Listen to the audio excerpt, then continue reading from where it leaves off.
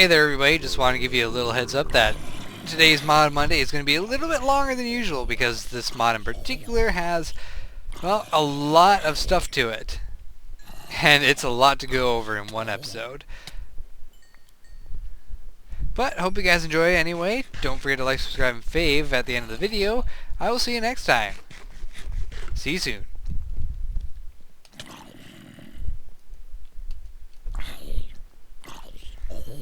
Hey everybody, time for another Mod Monday. Today we're going to be taking a look at the Tinkerer's construct. I just ran into a table thing. Anyway, Tinker's construct. That's the mod we're looking at today, and it adds a ton of amazing stuff to this game. And first off, we'll start by an item it automatically gives you in your inventory when you spawn. And that is this book, Materials and You by Skyla. Now, this book can be read, of course. What good's a book that you can't read? But it tells you everything you need to know. It tells you how to get started and recipes that you need to craft things, such as a blank pattern, which is a couple of wood and a couple sticks, a stencil table, part crafters, pattern chests, tool stations, grout, and seared bricks, and all sorts of things you can make out of seared bricks.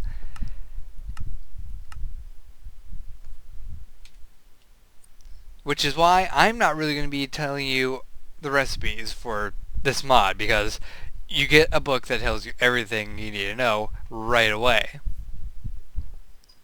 And you can take this book, put it into a crafting grid with another book and get a copy, and then you can take that copy and put it into a crafting grid and get the next book, Materials and You by Skyla, the advanced version, I guess it is. Kinda should have a different name.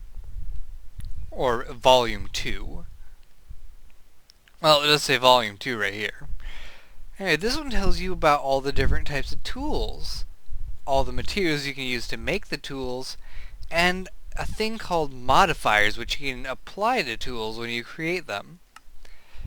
You have pickaxes, shovels, hatchets, mattocks, broadswords, longswords, rapiers, daggers, frying pans, battle signs, and materials will give you different traits.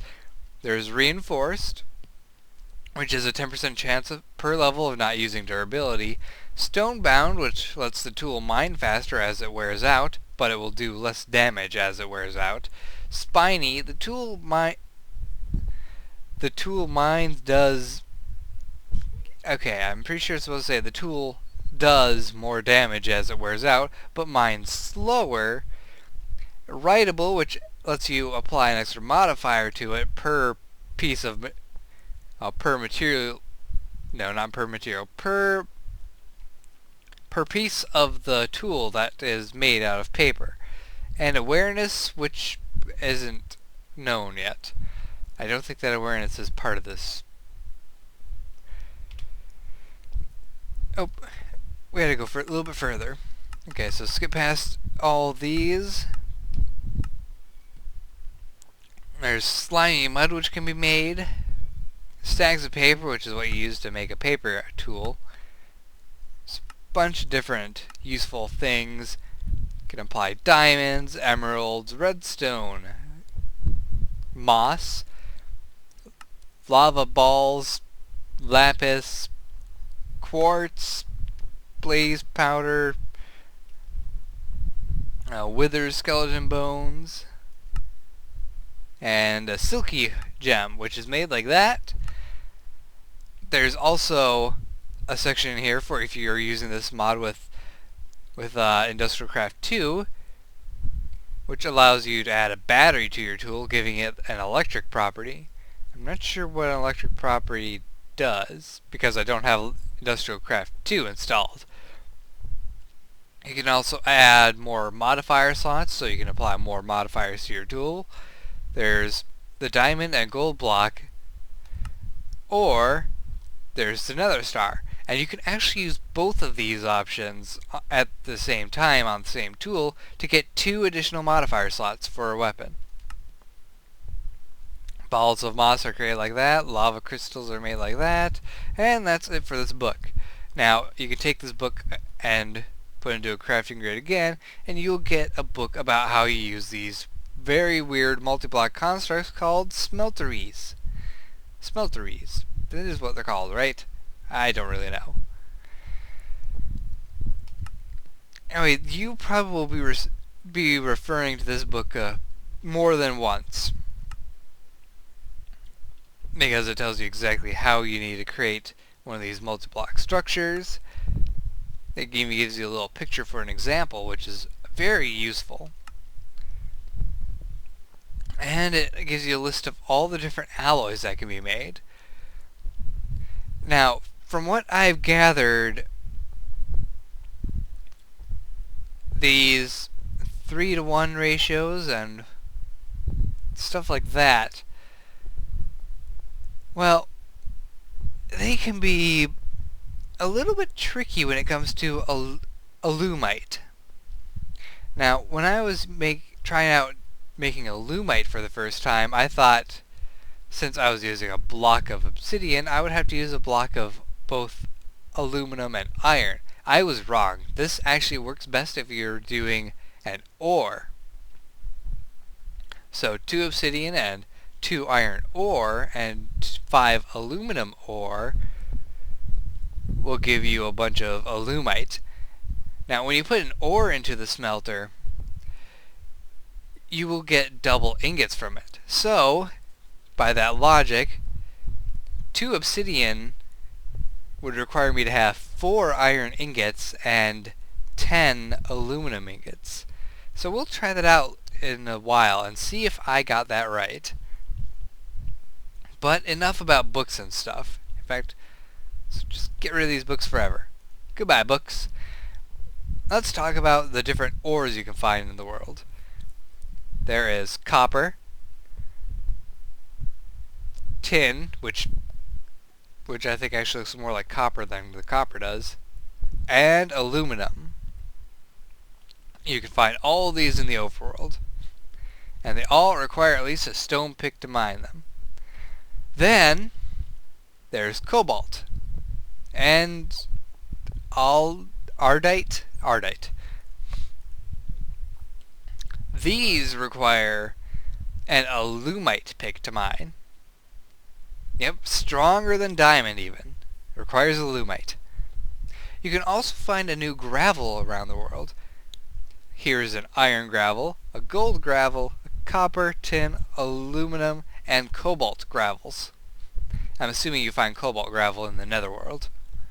And it all has the same function as gravel does. Just falls right to the ground. And you get as much metal from this as you would a regular ore block. Now, there's another source of ore you can get. Bushes! Specifically berry bushes. And it looks like 2 have grown. We have an iron bush, a gold bush, copper, tin, silver. One of these is silver, the other one is aluminum. That one's aluminum, so this must be silver. Yes, it is. Now, I don't know if you can actually find the silver one out in the world, but it's possible that if you have a mod that has silver in it, that will make it spawn in the world. I've actually gone to caves and only seen like iron and tin and copper. And it's actually been several days and I have not seen a single thing grow on the iron, copper. I haven't seen anything grow except for the gold and aluminum. Now you can take these berries and you can throw them into a furnace or a smelter and you'll get just a nugget's worth of metal out of them. Oh right, there's also little fun information things on them. If you saw the aluminum one said white chocolate, which is kind of funny. So, what the heck is this building actually even made out of? Well, this is made out of lapis bricks. Yes, you can make lapis bricks. In fact, you can make almost any kind of brick out of a material item. If you go into here, there's actually a complete list. There's obsidian brick, sandstone brick, netherrack brick, refined stone brick, which I actually don't know how you get that because it doesn't show up in the crafting recipe at all. Iron bricks, gold bricks, lapis bricks, diamond bricks, redstone bricks, which actually do emit a redstone signal, which is pretty useful, bone bricks, slime bricks, endstone bricks, and more obsidian bricks? Why is there 2 obsidian bricks? Oh, this is made out of an obsidian ingot, and this one is made out of an obsidian block. And you have to have a chisel in order to make those. Oh, and here's the funny captions on the bushes. Sweet irony for the iron, pure luster for the gold, tastes like metal for the copper, tin man for the tin bush, white chocolate for the aluminum, and somewhat precious for the silver. And aside from that, there's also this rough brownstone stuff, which I don't know if you can actually even get this in this mod. There is a sister mod to this particular mod called Natura, which we will be looking at next week along with this mod still installed, just to see how many things are added and how much crossover stuff shows up. Now, fun thing about the slime brick is that when you jump on it, you bounce. Up to a certain extent. Now, that brings me to this wooden tower. Tell me, which rung of the tower do you think that I can survive from? I have actually tested out every single rung, so I already know the answer. Place your bets now.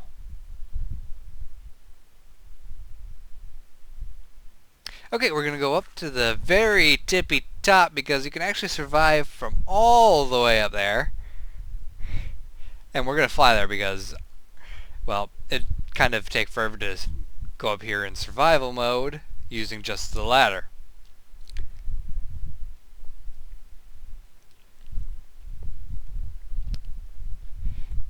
Alright, so just to prove you can survive,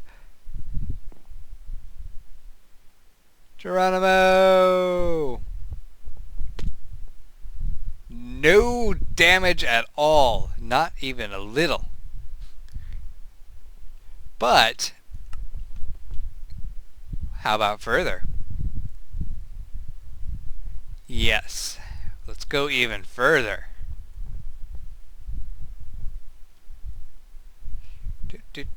Just flying to the top of a tower of death and despair. 130 blocks above the ground. And even farther above the bottom of the world.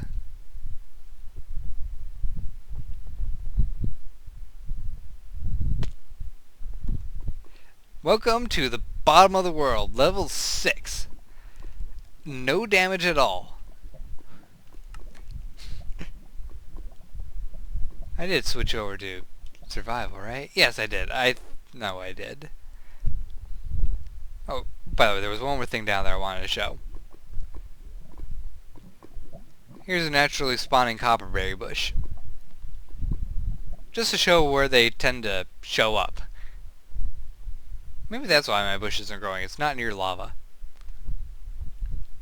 Anyway, let's move on to the next part of the mod. And that would be this stuff. So, you start out with your blank patterns, and then you go to your stencil table, and this is where you put a pattern into your pattern. Put a pattern on your pattern. And there's a small selection that you can choose from. I've actually made one of each of these already, which is all you really need to make. So we're not going to make any more because that would just be wasteful. But then you take your patterns and you put them into this pattern chest, which can only accept patterns. And if your pattern chest is right next to a pattern table or a part builder, then you can take them right from the pattern chest, put them into the slots, and start making items. So let's go ahead and grab a few materials. Let's get some cobblestone and I don't know, let's go for a bone, and then we'll do a little bit of iron. And let's go ahead and make a dagger. So we'll need, not that, we'll actually need a knife blade pattern. Now, here it says it uses 0.5 material. Now, what that means is that we'll only use half of the item. So I get a knife blade. Of course, if you're using bone, you might as well just grind it up into bone meal. That leaves me with extra bone meal. Then I need, let's see, what was it, a crossbar pattern, which also requires only 0.5, so if I use more bone meal, I would get a bone crossbar. However, we're going to be using some stone on this. So, a stone crossbar and a stone shard. And then the tool rod, because that's going to be our handle. So we get an iron rod and we get a little bit of an iron chunk. So we have all the parts necessary to make a dagger. Now what? Well, now we go over here, which is the tool station. And here it has all the different tool options, so you can select them, so it tells you how you're supposed to arrange these items. The knife blade up here, the stone crossbar here, and the iron rod here. And it gives you the information on the weapon you just made, or tool, if you made a tool, along with how many modifiers remain on it. So, it also has a little bar up top.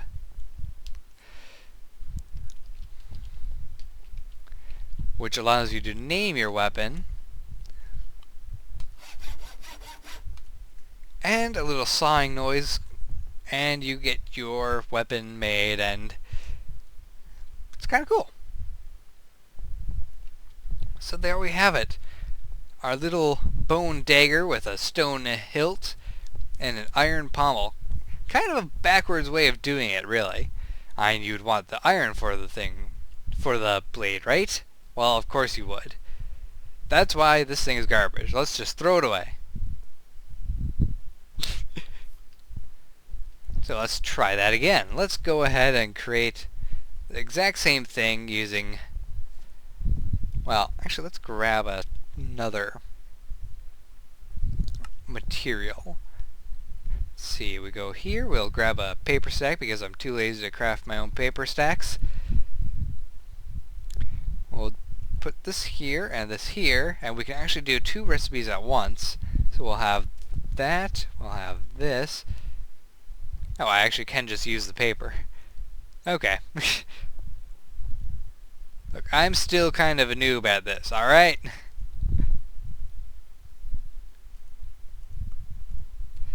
Put that away. Again, the tool rod, and we'll make it out of stone.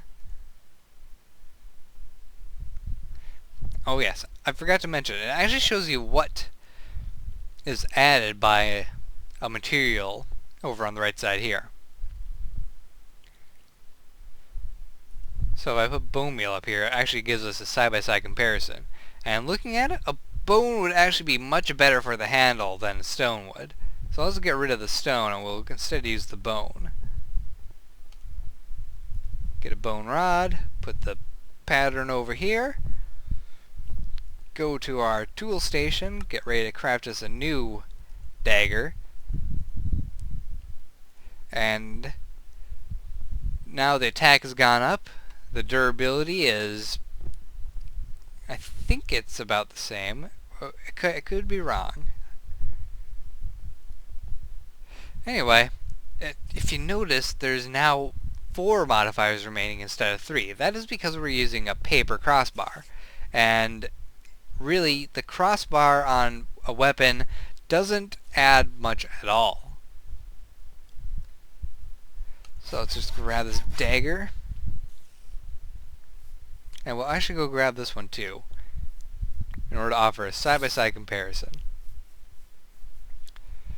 Now if you want to check all the stuff on your weapons and tools after you made them, you can always just put them right here and it'll tell you. So let's see, 260, 1 heart, and 3 modifiers remaining. 250, so a little bit less durability. However, more damage and an extra modifier slot. Now the modifiers is where things get to be really fun, because you can add pretty much anything you want to them. An emerald will give you 50% extra durability. A diamond will give you an automatic 500. A ball of moss will give it the ability to auto-repair. Quartz will give it sharpness. A necrotic bone will give you a heart back every time you do damage, and you can stack necrotic bones onto a weapon in order to gain multiple hearts per hit.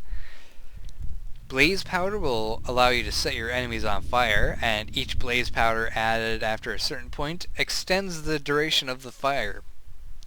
And lapis will give you luck, which is able to turn into either fortune or looting, depending on whether you're using a weapon or a tool. And redstone adds speed, which is only good for mining tools, not weapons. You don't mine with weapons. And then a diamond and gold block will give you an extra modifier slot, and so will another quartz. And silky jewels will give you silk touch. So this is basically like picking and choosing what enchantments you want on your weapon. However, you can add enchantments on top of that, and I will show that later, because I have a special weapon that I made that is nearly all powerful. But for the sake of testing, for the sake of showcasing, we're gonna grab these 4 things, put the paper hilted dagger right there, and when you add a modifier thing, it will affect how your weapon actually looks. So this now is an iron dagger with a diamond edge, which is probably really cool looking. If you put a ball of moss on here, then it's going to get a little bit of a mossy hilt and handle. If you add some blaze powder, the entire blade turns black and you get a little bit of a red and orange dot down in the center. You can still kind of see the diamond underneath that though. And if you add a necrotic bone, well, the hilt actually becomes the bone. And there we have it. It doesn't look anything like it used to. It now looks significantly cooler. Now, there was a slime bouncing around here before. Where'd you go, slime?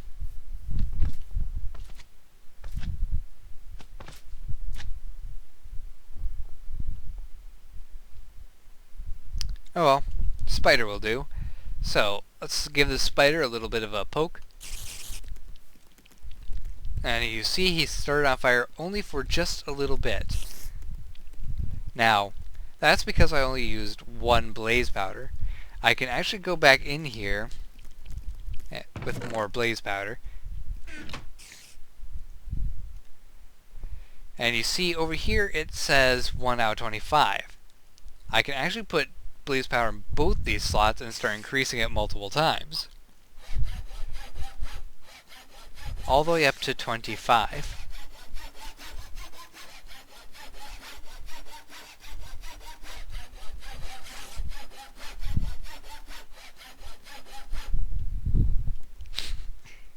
Furious sawing.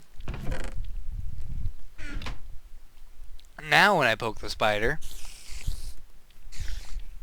he's set on fire for much, much longer. And of course, if I want, I can throw a dagger, and it doesn't actually set it on fire, unfortunately. Still, a nice option if you're kind of on the other side of a ravine and you're definitely sure that you can throw a dagger across the ravine. Or you can just have a whole bunch of wooden daggers stockpiled in your inventory just for the sake of throwing at random. Now, what you saw was just one of many, many tens of thousands of combinations that you can do with this mod. I actually went ahead and checked. In total, for a 3-part item, for example, a pickaxe, there is 17 rods you can use. There are 17 bindings you can use, or if you're using a sword or a dagger, then handguards, not pommels. And there are 17 different heads or blades. 17 times 17 times 17, 4,913. It's 4,913 different combinations you can make per 3-part weapon. And there are multiple 3-part weapons. There's pickaxe, which is 1. The mattock, which is 2. Broadsword is 3. Longsword is 4. Rapier is 5. Dagger is 6. Then these ones are just 2 parts. So let's see, 6. What is 6 times 4,913? Well, let's just go ahead and round that up to 5,000. That's nearly 30,000 different item combinations total. And that's only with like half the items. Now the other ones don't have as many combinations, but still, that is a lot. This is one of the most amazing mods I've ever seen, and I'm definitely going to be using this in the future. I just hope it's compatible with things like Ars Magica. Anyway, let's move on to the next major part of this mod, which is smelting. And if you've been waiting for that, I am terribly sorry for making you wait for so long. But smelting. As you see, I've already made a little smelter. Fairly standard. It's got some glass in the front so you can see how full it is. It's got a little tray over here with an ingot cast in there. And, you know, we should actually teach you how to make one of these casts. So, we're going to take some aluminum brass. If you don't remember how to make that, well, it's because I didn't really show it. Because you don't need to know how to make it, because the mod will actually tell you exactly how. So all you do is you take your metal that you want to be using, put it into here, and it will start melting. And the cool thing about it is that you can actually see it inside of the tank while it's going. And you can actually jump into the tank yourself and nothing will happen to you. Except for the fact of not being able to get out and having to break through the tank. Although breaking part of the tank wall doesn't seem to stop it from doing things. I think that everything is tied to this block alone. And there we have it. All the aluminum brass is melted. So how do you get it out? Well, you need one of these little things right here, called a seared faucet, attached to a smeltery drain. It's important that you have the small opening on the outside of the tank. Simply right-click on your faucet, and out it pours. Then you have to have a casting table below, of course, or a little tank thing, which we'll get to later. Now, aluminum, brass, and gold can make these patterns. Since aluminum brass is a much easier source of metal to find, you're probably going to be using aluminum brass. And 1 ingot each can make a pattern. After that, you just take these to your stencil table, select the pattern you want, and there you have it. Now, let's get rid of that because I already have it.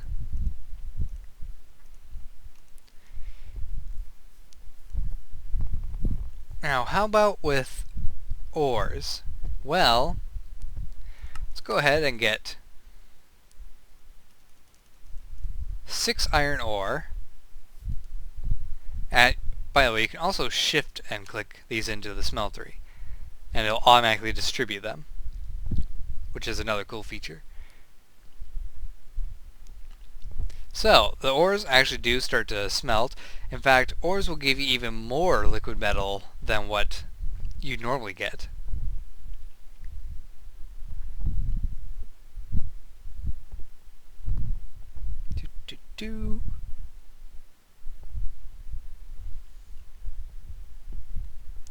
Just waiting for it to smelt. Because I have another cool thing to show you when this is done smelting. Hurry up. Iron takes so long to smelt.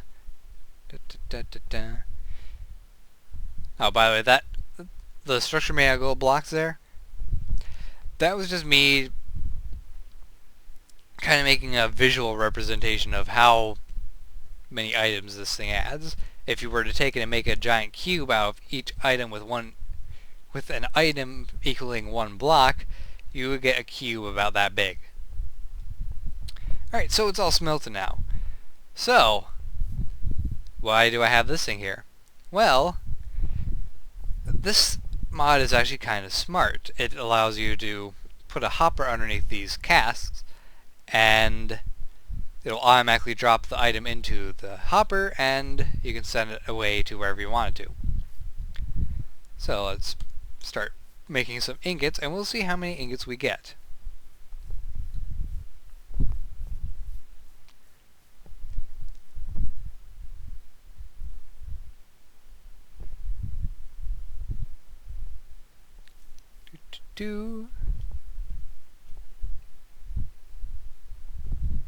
And it's already done.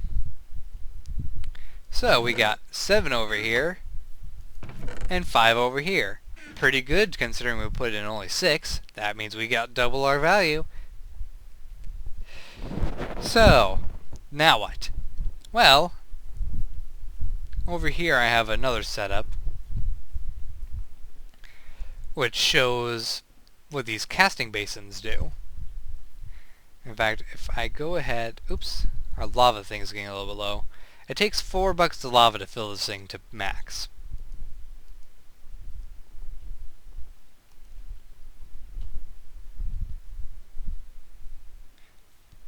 And you need the lava in order to actually keep things melting in the smelter. So, let's go ahead and grab one of the other ores. How about bronze? What do we need for bronze? Well, bronze was copper and tin. I think it was 3 copper per tin. Meaning,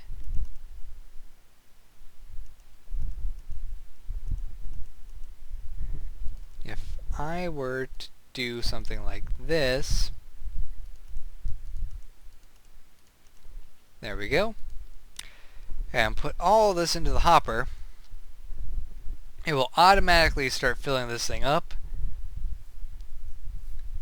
and things will start smelting. Of course, this is only going to be going 9 at a time, so this is going to take a little bit longer than I want, which is perfectly fine,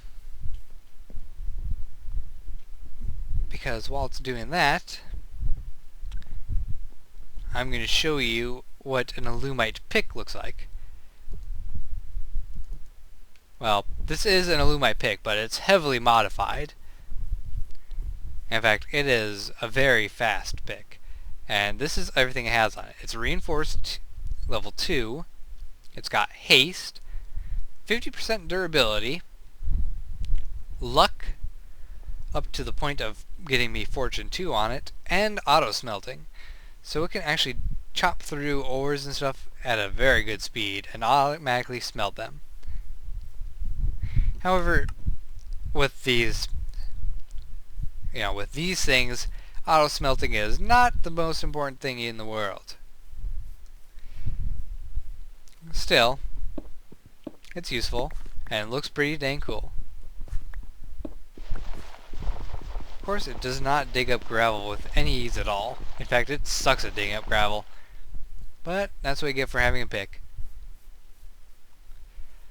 Let's see, how's this thing going? Well, we do have a bit of alloy making going on in here. As you see, there's two different liquids in here. You can put multiple different metals into your smeltery and it can turn into all sorts of different liquids. However, you have to be careful because if you combine liquids or combine metals that turn into an alloy, you are going to get the alloy. And if you don't want that alloy, well, just simply don't put the metals necessary for making the alloy into the same smeltery. In fact, it's probably best if you just take all your different metals and have a smeltery for each one. So, let's get back into creative and get rid of this stuff. And while we're working on this next thing, we're actually going to set up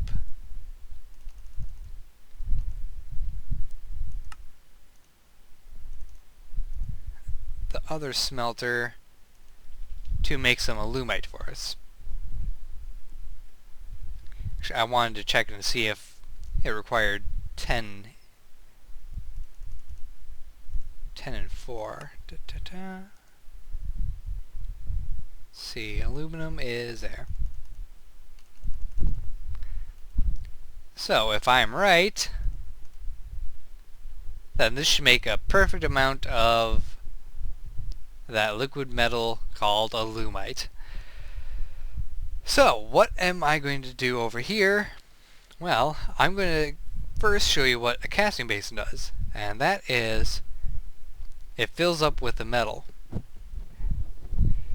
Now, what good is that going to do? Well, when it is full, it will stop pouring and start cooling, and then you will get a solid block of the metal you just put in. So I just got a solid block of bronze, which I'm going to put directly back into here because I'm going to show you another part of these.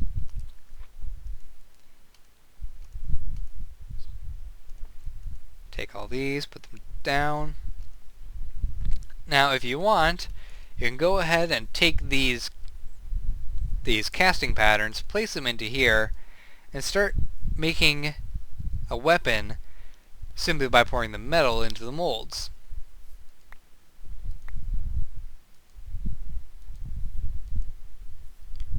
It'll take exactly what material it requires, and no more.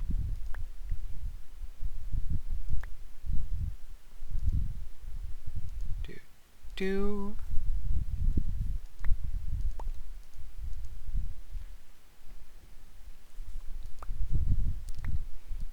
So this can be this actually could be a very great way of streamlining your weapon making process. You can have a bunch of different smelteries with the exact metals that you wanted them, automatically pouring metal into some preset casts, dropping them down to hoppers and down into carts, and then sending them on to a big storage house. I think that'd be pretty useful. And let's just go ahead and start putting the rest of the metal into there. And hopefully this is done. Yep, there we have it, the pink goo called alumite. Let's go ahead and start auto smelting some ingots, or auto casting some ingots. Why are you doing that? Sometimes it does a weird glitchy thing.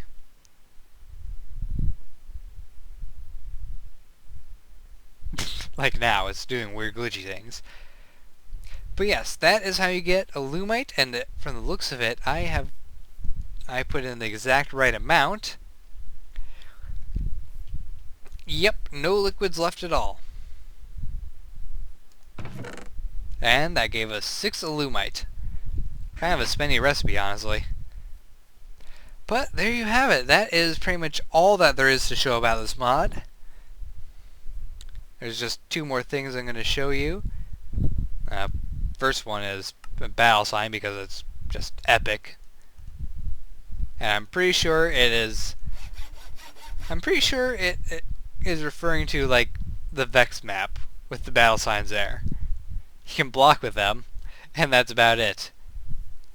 You can enchant them too, of course.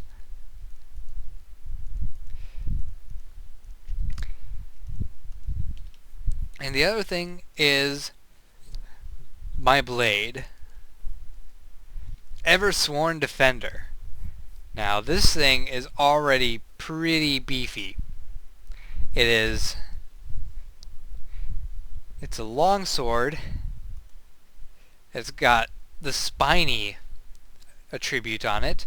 The spiny attribute is when you use a cactus for one of the materials, as the durability drops lower and lower, it does more and more damage. And it's actually going to take a while for the durability to run out because it's got diamond and emerald on it, giving it another 750 durability bonus. It's got luck to the point of looting 3. It's got max fieriness, a lifesteal, and max sharpness. And if I go here, it'll tell you how much damage it does. Okay, so durability of 1,575. Sharpness actually directly affects the attack modifier, which is now up to 5 hearts. That is a lot of damage. But I can take that even further. I can take this, give it knockback 2, and for some reason when you put these books into here, it will give you a small bug thing there. And if you try to write with it, it will change your name. And if you delete it, then you will have to pay extra enchantment cost. But since I'm in creative, that doesn't matter. And give it sharpness 5. Behold, the full power of the Ever-Sworn Defender. In fact, I'm going to go over into creative and go say hi to this spider.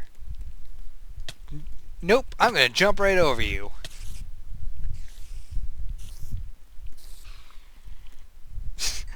So, that is one of the cool abilities about the longsword. If you hold down the right click button and let go, you will do a little hop thing. Now, as you see when I go into third person mode, it shows a little dirt thing. That's because when you do this, you start a sprint thing. That's because the longsword's ability, oh hey, a slime jockey, allows it to do extra damage when charging.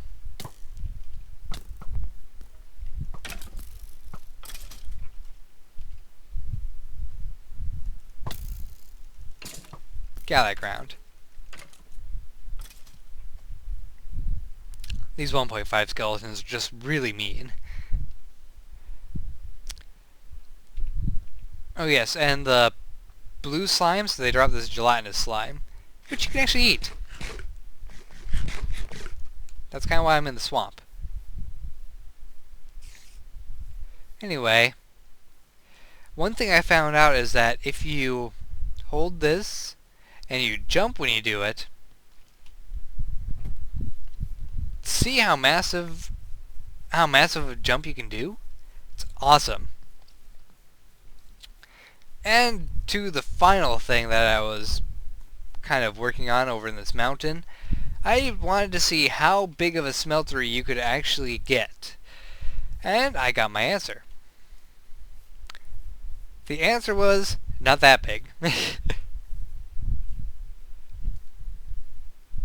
Now, this jump thing, I'm not sure. It could be a bug.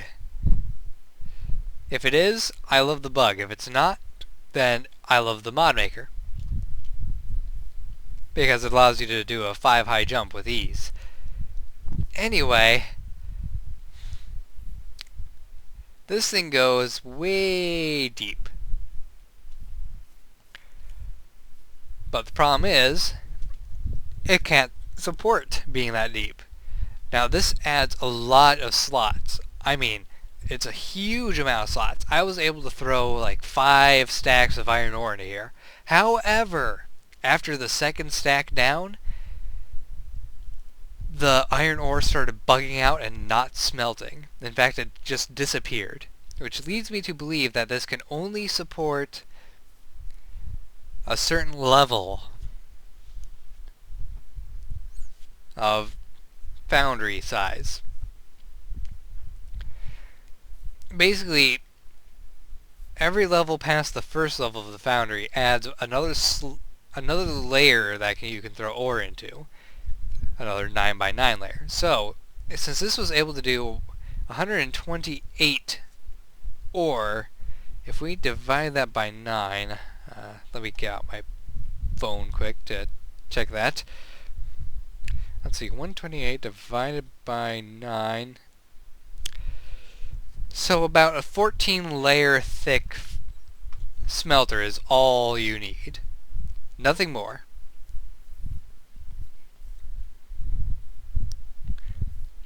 Anyway, along with my attempts at making a giant smelter, I added a clock down here to automatically turn all the iron I may put into iron blocks. And I got quite a bit, which is cool. But that's it for this mod. There certainly is a lot of things I would love to see come out with this mod. From what I understand, it's fairly new. I don't think there's even a 1.4 version. So, one of the things I would like to see would be armor. And I have an idea of how that can work.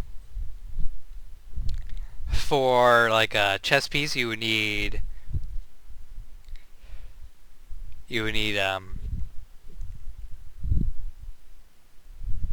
what would you require? How about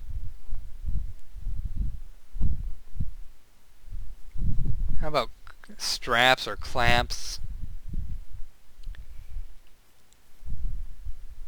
Plates, chains.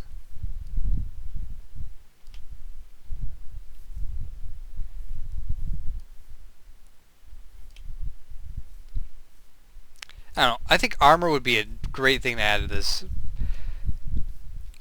It's already got quite a bit of detail into it. And armor would be icing on the cake, to be honest. Because I would love to be able to create my own custom set of armor that is exactly what I want it to be. However, I'm not sure exactly what abilities you could add to it. I suppose thorns, possibly, with the cactus.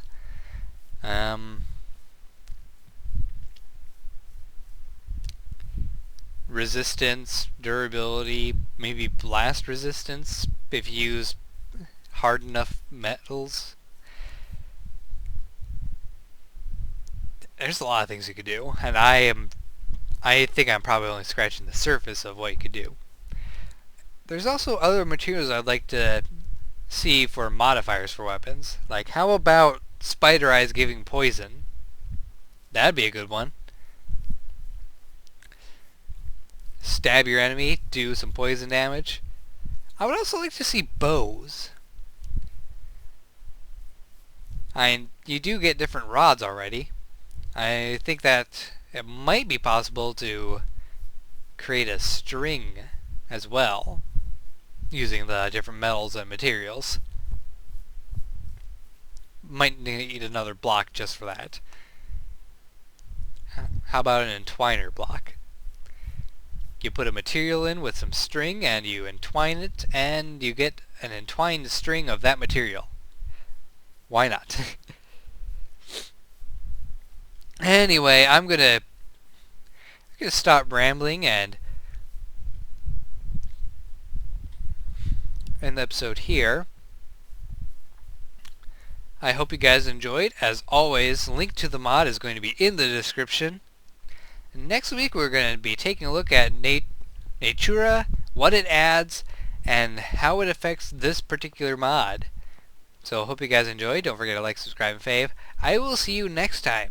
Take care, and goodbye.